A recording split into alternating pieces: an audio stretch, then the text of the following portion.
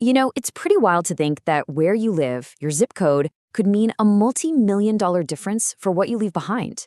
Today, we're going to dive into estate taxes. Specifically, we're looking at the huge, and I mean huge gap between the federal rules and New York State's rules. And trust me, understanding this gap is absolutely critical if you want to protect your legacy.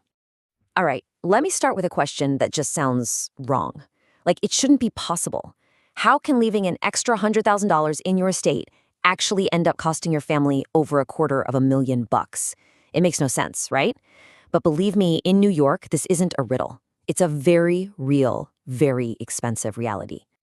And boom, there it is, $265,592. Nope, that is not a typo. That is the actual price tag for falling off what's known as the New York estate tax cliff. So how on earth do we get to a number like that? Well, to really get it, we've got to take a step back and look at the big picture first. Okay, so before we dive into the deep end with New York's tricky rules, we need a starting point, right? A baseline. So let's start with the federal system. For most people, it's actually a pretty generous safety net.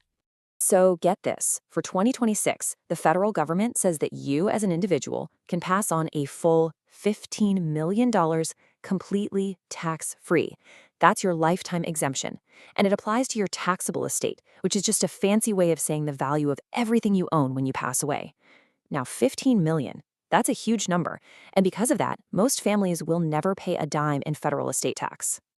Yeah, the federal system is pretty straightforward. That first $15 million, it's completely shielded, totally safe.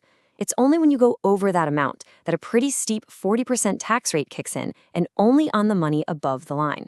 So the takeaway is super simple. Stay under that massive threshold and you pay zero, nada. And check this out. There's another really important federal benefit called portability. The easiest way to think about it is like this. Each spouse has their own $15 million tax-free coupon. Now let's say one spouse passes away and only used $5 million of their coupon. That leftover $10 million, it doesn't just vanish. The surviving spouse can grab it and add it to their own coupon, so suddenly they have $25 million to work with. For married couples, this is an incredibly powerful tool. All right, so now let's talk about New York, because this is where everything changes. And I mean dramatically. We can pretty much toss that simple federal system out the window. The landscape here is just completely different. For anyone living in New York, the state rules create this unique financial minefield that is a world away from what we just talked about. You have to navigate this very, very carefully. So, what's the first big difference? It's the exemption amount itself. For 2026, New York lets you pass on about $7.35 million tax-free. Now,